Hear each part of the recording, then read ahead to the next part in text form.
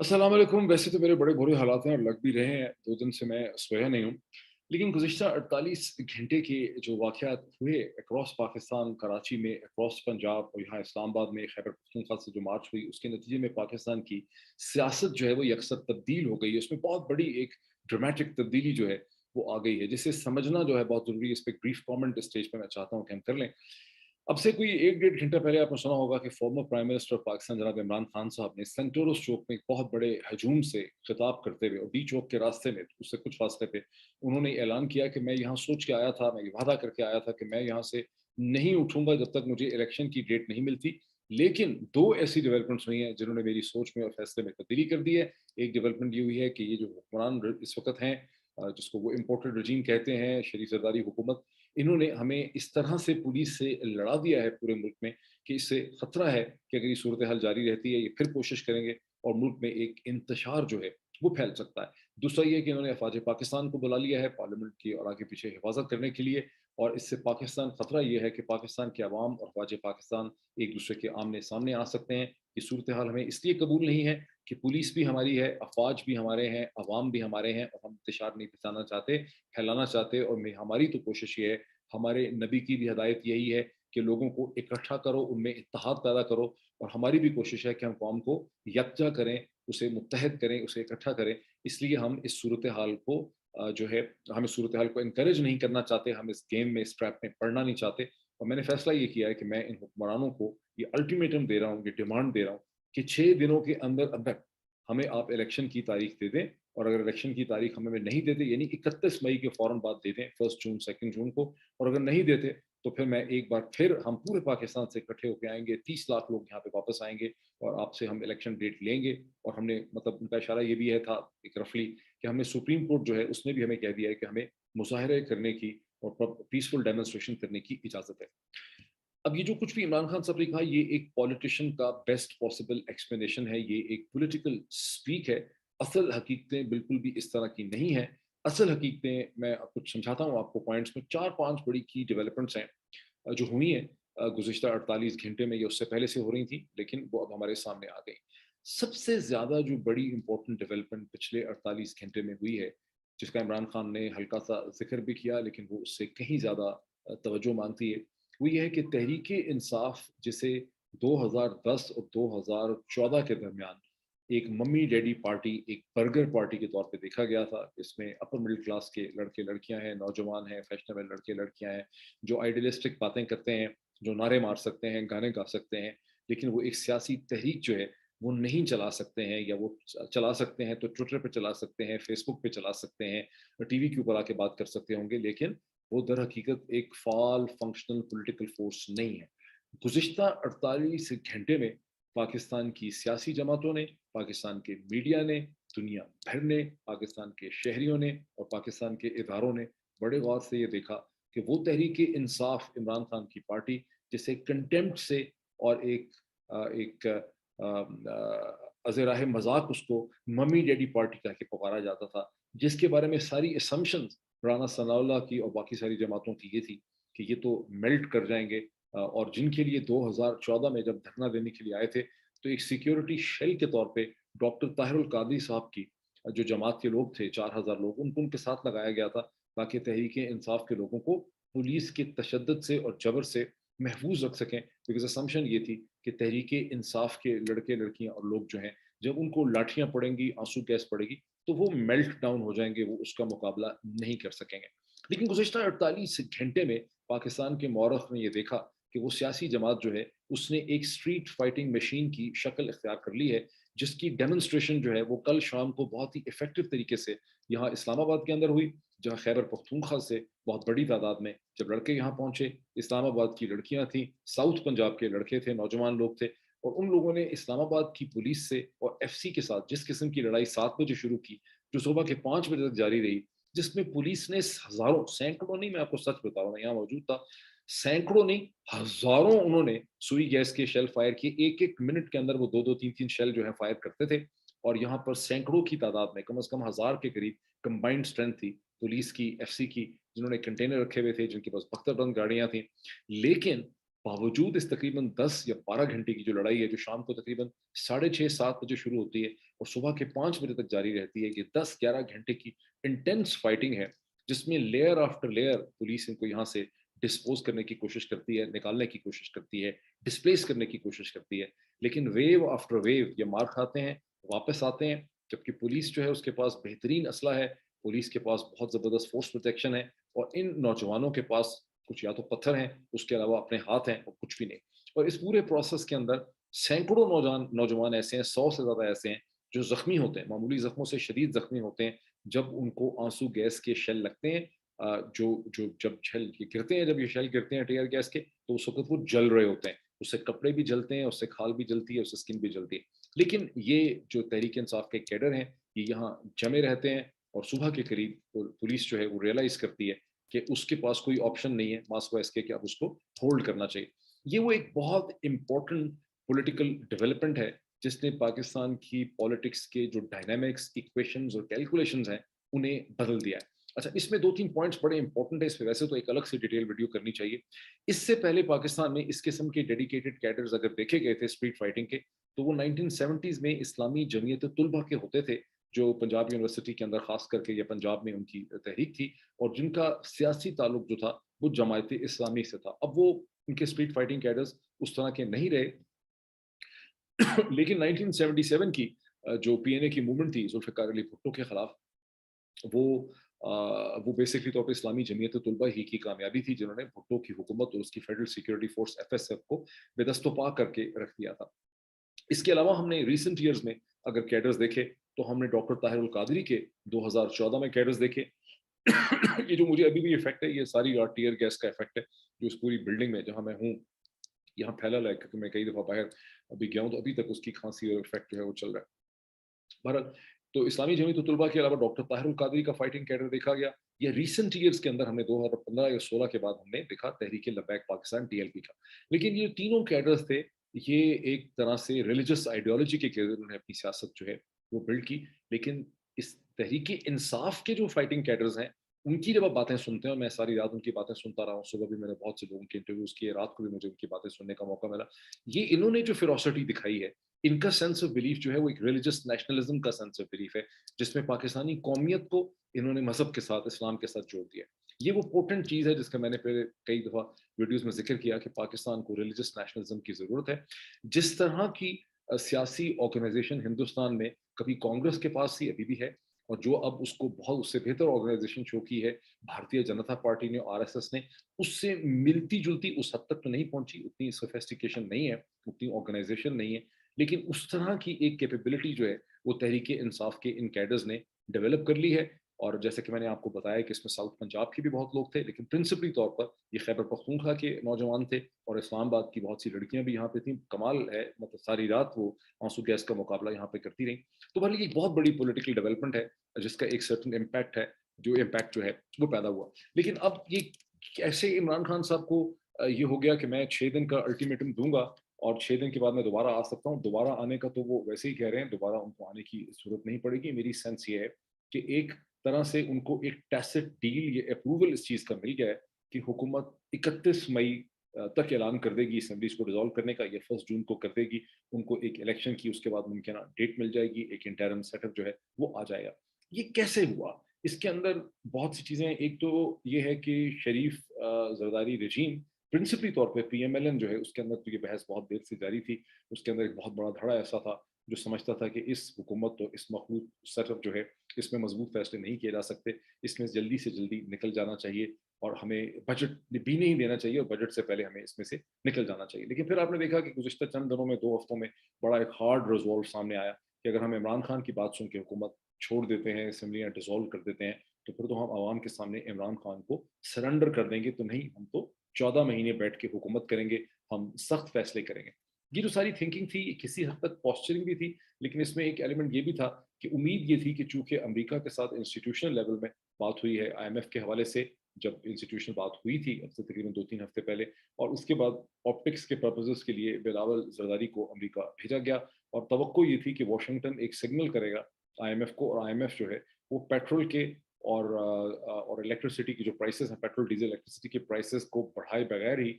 IMF जो है हुकूमत को जो एक्सटेंडेड फंड फैसिलिटी है, जो आईएमएफ का प्रोग्राम भरना था आगे, जो शौकत तरीन साहब ऑलमोस्ट सेटल कर चुके हुए थे, बिकॉज ये वही प्रोग्राम है जो जून सितंबर 2019 में शुरू हुआ था, जिसने अब 22 में कंप्लीट होना था, जिसमें से तहरीक इंसाफ इमरान खान की हुकूमत ने सिर्फ $3 बिलियन अभी तक लिए हुए थे, बाकी $3 बिलियन लेने थे। तो डॉक्टर मिफ्ता इस्माइल को वगैरह को बहुत उम्मीद थी, जब डॉक्टर मिफ्ता इस्माइल ने कहा कि मैं जाऊंगा, मैं कन्विंस करूंगा, मैं बगैर पेट्रोल डीजल की प्राइसेस के, मुझे पूरी उम्मीद है कि मैं डील एक्सट्रैक्ट कर लूंगा। वो डील पहले ही पता चल रहा था 2-3 दिन से कि वो डील जो है वो थ्रू नहीं हो रही है, लेकिन आखिरी वक्त तक उम्मीद थी कि शायद कोई सिग्नल ऐसा आएगा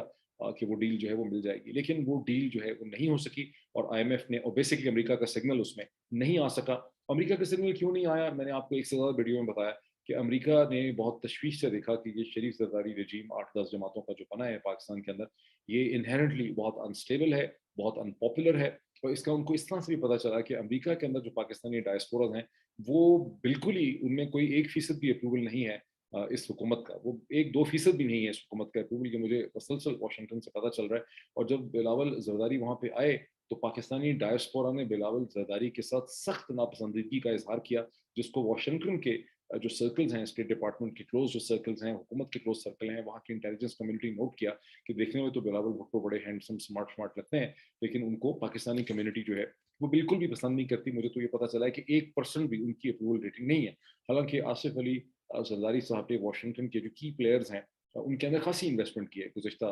15-20 बरस में। उन्होंने बड़े लॉबिस्ट हायर किए हुए थे, उन्होंने बड़ी जो कैंपेन फंडिंग होती है उसमें बहुत उन्होंने बड़ी इंटेलिजेंटली इन्वेस्ट किया। लेकिन बिलावल जरदारी भुट्टो की जो अप्रूवल रेटिंग का मसला, वो भी वहाँ पे अमरीकियों को नजर आ गया। तो जो एक मुमकिन सिग्नल था, जिसकी बड़ी उम्मीद थी कि आईएमएफ को एक सिग्नल मिलेगा कि आप इस हुकूमत पे नरम हाथ रखें और इनको दे दें, कुछ इनकी मदद करें, वो चीज़ जो है उसने मेटेरियलाइज नहीं किया। तो अब आईएमएफ ने ये कह दिया है, जो बात आपके सामने आ चुकी है एक दिन पहले, कि आपको तभी ये एक्सटेंडेड फंड फैसिलिटी आगे चलेगी जब आप पेट्रोल की, डीजल की और आप इलेक्ट्रिसिटी के रेट्स और प्राइसेस जो हैं उसको बढ़ाएंगे और सब्सिडीज को विड्रॉ करेंगे। अब इस प्रोसेस को कंप्लीट होना है 31 मई 2022 से पहले पहले, बिकॉज अगर प्राइसेस बढ़नी है तो फिर 1 जून 2022 से इन प्राइसेस को भरना है, बिकॉज पाकिस्तान को शदीद माली किस्म का फाइनेंशियल स्टेज पे एक क्राइसिस है, और इस क्राइसिस का ख़त्म होना जो है वो बहुत ज़रूरी है, और इस्टेब्लिशमेंट के पॉइंट ऑफ व्यू से भी ये चीज़ बहुत ज़रूरी है। इसी हवाले से एक इंटरम सेटअप की सिलेक्शन स्क्रीनिंग जो है वो गुज़श्ता कई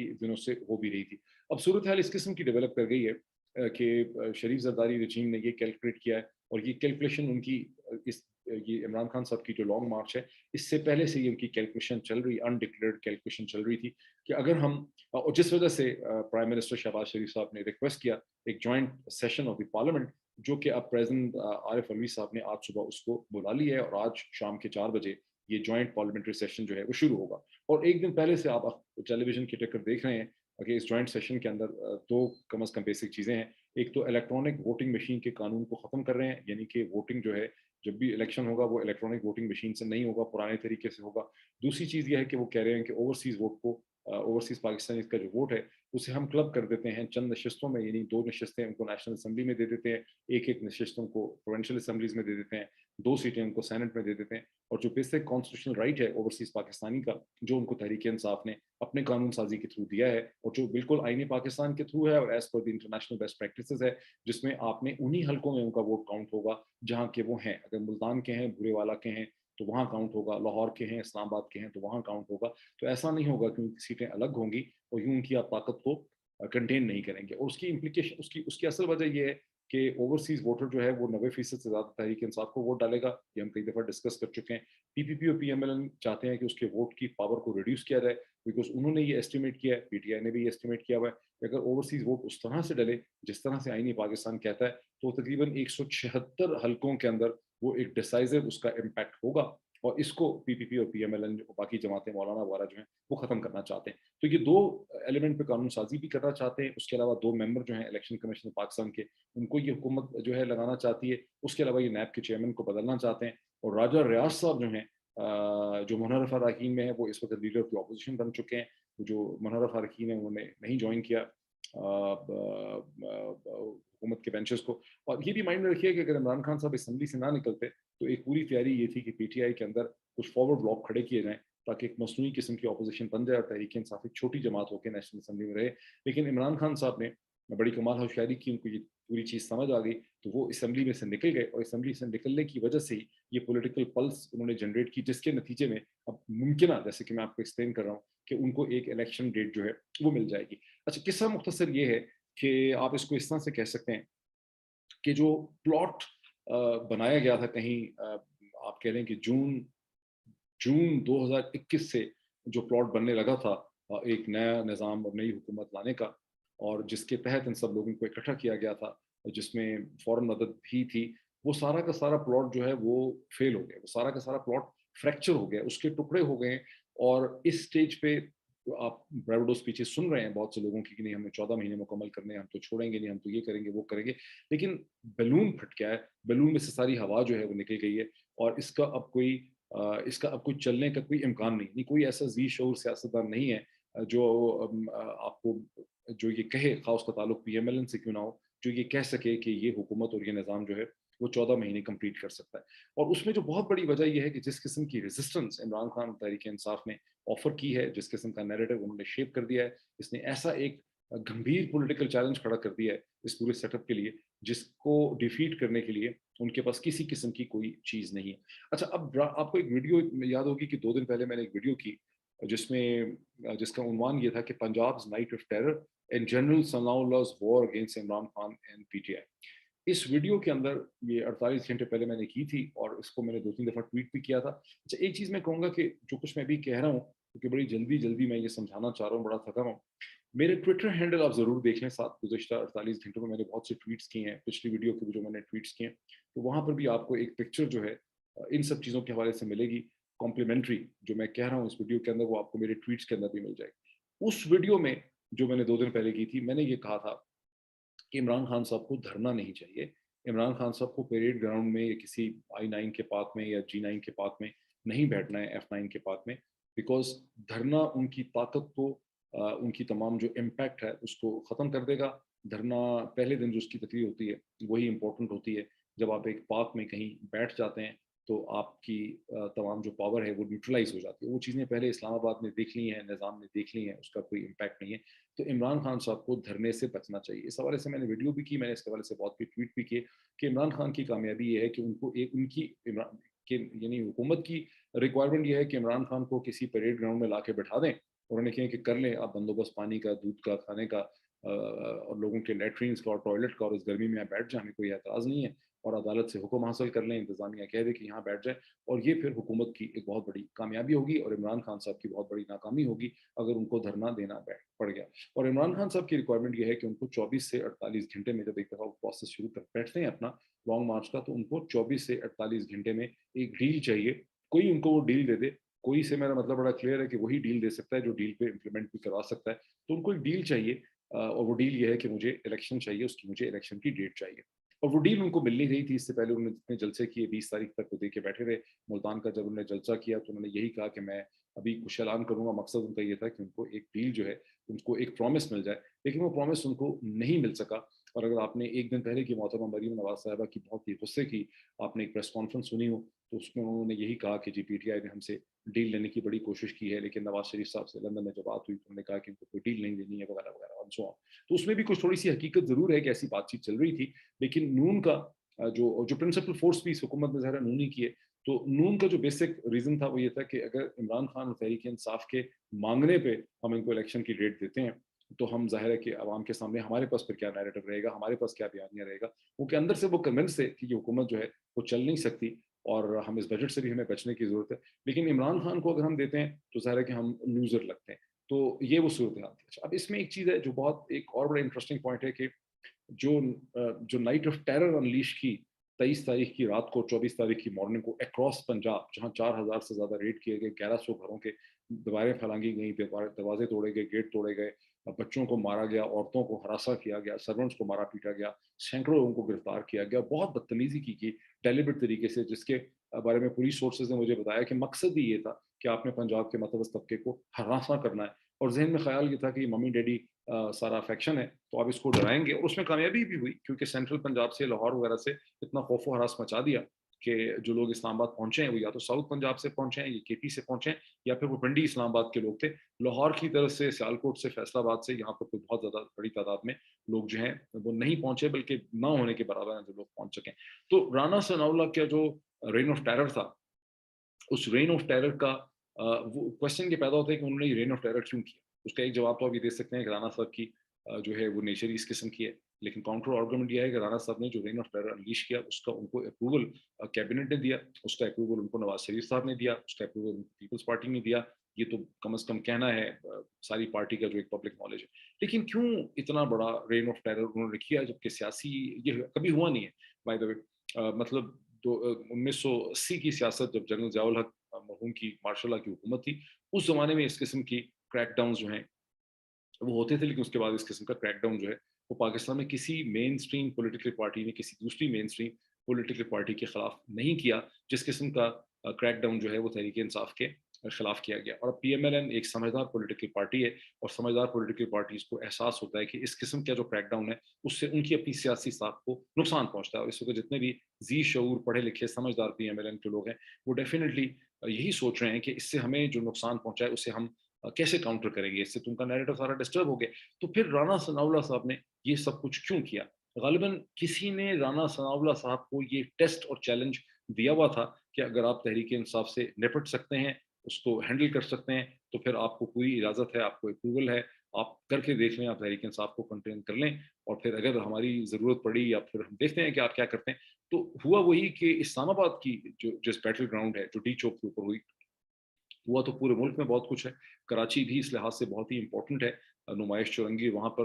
جو کچھ ہے اس کی بہت سگنیفیکنس ہے. کراچی پاکستان کا سب سے بڑا شہر ہے، کراچی پاکستان کا بہت جوان شہر بھی ہے، وہاں کی بہت بڑی پاپولیشن جو ہے وہ ظاہر ہے انڈر 35 ہے. اور پھر کراچی ایک ایسا بھی شہر ہے جو اربن ہے ان نیچر میں، اس کا کوئی شیڈول بیک گراؤنڈ نہیں ہے، رورل بیک گراؤنڈ نہیں ہے. پھر کراچی کی ایک خاصیت یہ ہے کہ وہاں پر اینٹی PPP فیلنگ بڑی اسٹرانگ ہے. پرو PTI تو اسٹرانگ ہوگی، لیکن اینٹی PPP فیلنگ اس سے بھی زیادہ اسٹرانگ ہے. تو کراچی کے اندر سے جو رد عمل ہوا وہ بڑا اسپونٹینیس قسم کا رد عمل ہوا، وہ بڑا امپورٹنٹ رد عمل تھا، اس کو بھی بڑے غور سے دیکھا گیا. لیکن ڈی چوک پہ، جس کا میں پہلے بہت تفصیل سے ذکر کر چکا ہوں، وہاں سے یہ بات ثابت ہو گئی کہ تحریک انصاف عوامی ڈیڈی پارٹی نہیں ہے، بلکہ ایک افیکٹو پولیٹیکل مشین ہے جس کی اسٹریٹ فائٹنگ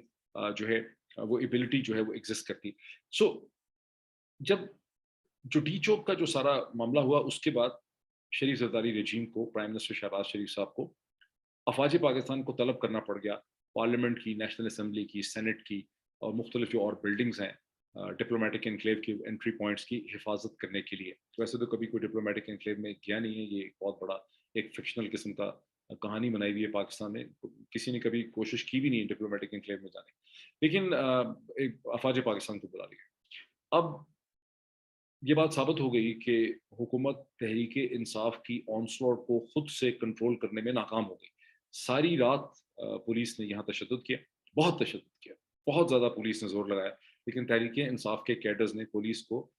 بے بس کر دیا. گولی چلانا پولیس کے پاس آپشن نہیں تھی، ورنہ انہوں نے باقی جو کچھ کر سکتے تھے شارٹ آف فائرنگ وہ انہوں نے کیا، اور اس کے بعد وہ بے بس ہو گئے، لاچار ہو گئے. اور وہاں سے بھی ایک اینگل جو ہے وہ ٹرن کر گیا. اب اس کے بعد افواج پاکستان آ گئیں. اب تھوڑی دیر پہلے یہ ہے کہ کوئی آدھا گھنٹہ پہلے ایک یہ بھی چیز چل رہی تھی کہ بلوچستان عوامی پارٹی جو ہے انہوں نے یہ کہا ہے کہ اگر ہمارے فلاں مطالبات جو ہیں وہ پورے نہ ہوئے تو پارٹی شہباز شریف صاحب کی فیڈرل گورنمنٹ سے الگ ہونے کا سوچ سکتی ہے. بلوچستان عوامی پارٹی کے 4 ممبر ہیں نیشنل اسمبلی کے اندر، اور شہباز شریف صاحب کی اکثریت جو ہے وہ صرف دو سیٹوں کی ہے. اسی طرح سے MQM کے ابھی بھی 6 ممبر ہیں، اور شہباز شریف صاحب کی اکثریت جو ہے ان کی حکومت کی وہ 2 ووٹوں کی ہے. اسی طرح سے 2 یہاں پر چودھری خاندان کے بندے بھی ہیں، چودھری سالک صاحب یہاں پہ ہیں، اور طارق بشیر چیمہ صاحب یہاں پہ ہیں، اور وہ بھی کسی وقت خاندان میں پیچ اپ ہو سکتا ہے، وہ بھی الگ ہو سکتے ہیں. سو شہباز شریف صاحب کی جو ورنیبلٹی ہے وہ تو پہلے بھی تھی، اب بالکل کھل کے سامنے آ گئی ہے. قصہ مختصر اور باٹم لائن یہ ہے کہ حکومت جو ہے وہ اگلے 5 یا 6 دن کے اندر 31 مئی تک اپنے اہداف کمپلیٹ کرنے کی کوشش کرے گی. لیجسلیشن کرے گی، نیب کا چیئرمین لگائے گی، جو امینڈمنٹس کرنی ہے وہ کرے گی، اس کے علاوہ جو الیکشن کمیشن کے 2 ممبران ہیں ان کو کمپلیٹ کرے گی. اور ان آل پروبیبلٹی 31 مئی سے پہلے بجٹ دینے سے پہلے یہ حکومت اسمبلیوں کو ڈیزالو کرنے کا فیصلہ کرے گی اور الیکشن کی ایک ڈیٹ دے گی. اب وہ الیکشن میں دیکھنا یہ ہوگا کہ انٹرم سیٹ اپ 90 دن کا ہوگا، یہ 120 دن کا ہوگا. یہ معاملہ ابھی طے اس نے نہیں پایا ہے. لیکن یہ اب تک کی صورتحال لگ رہی ہے. میں آپ کو اپنی سینس دے رہا ہوں جو میں نے بہت سے لوگوں سے عمران خان صاحب کی اسپیچ سے پہلے بھی یہ سینس جو ہے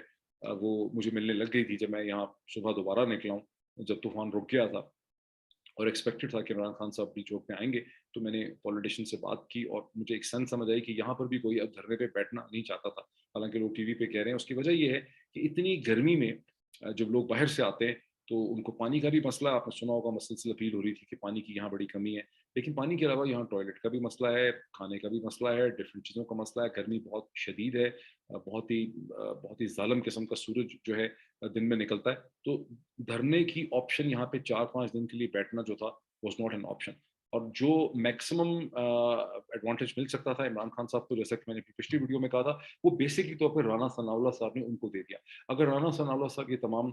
رکاوٹیں نہ کھڑی کرتے, وہ یہ تمام پاور کو انلیش نہ کرتے, تو پھر عمران خان صاحب کیا کرتے؟ اگر عمران خان صاحب 2-2.5 لاکھ لوگ لے آتے, اور اتنے لوگ کبھی کوئی لایا نہیں ہے, یہ بہت بڑا فگر ہوتا ہے ریئلسٹکلی اسپیکنگ. لیکن اگر 2-2.5 لاکھ لوگ لے کر اسلام آباد میں آتے تو انتظامیہ ان کو کہتی کہ جی پیریڈ گراؤنڈ آپ کے لیے حاضر ہے, F9 پارک بھی آپ کے لیے حاضر ہے, فلاں پاک کہتے ہیں وہ حاضر ہے, پانی آپ کہتے ہیں ہم دے دیتے ہیں, دودھ پانی کھانا ہم بھی آپ کی مدد کرتے ہیں. لیکن عدالتیں یہ کہہ رہی ہیں کہ آپ نے سڑکیں بند نہیں کرنی ہے, تو آپ ادھر جا کے بیٹھ جائیں. تو جیسے ہی آپ ایک پارک میں یا پیریڈ گراؤنڈ میں جا کے بیٹھتے ہیں تو آپ کا امپیکٹ, اور ایون اگر آپ ڈی چوک پہ بیٹھتے ہیں, ایک دن کے بعد آپ کا امپیکٹ اتنا نہیں رہتا جتنا ایک دن پہلے تھا, کیونکہ یہ چیزیں پہلے ٹرائی ہو چکی. سو میں نے ایکسپلین کیا تھا کہ عمران خان صاحب کو ڈیل اگر چاہیے تو 24 اور 48 گھنٹوں میں ملے گی. سو ان آل پروبیبلٹی ان کو اس قسم کی ایک ڈیل جو ہے وہ مل گئی ہے. میری سینس یہ کہتی ہے کہ شہباز زرداری رجیم جو ہے یہ اسمبلیاں توڑنے کا اعلان کرے گا بائی 31 مئی. لیٹ سی کہ کیا ہوتا ہے. اب تک کی اتنا ہی انالیسس, اور بھی بہت سے ایشوز ہیں لیکن اس کا پھر میں انالیسس کروں گا. Thank you so much.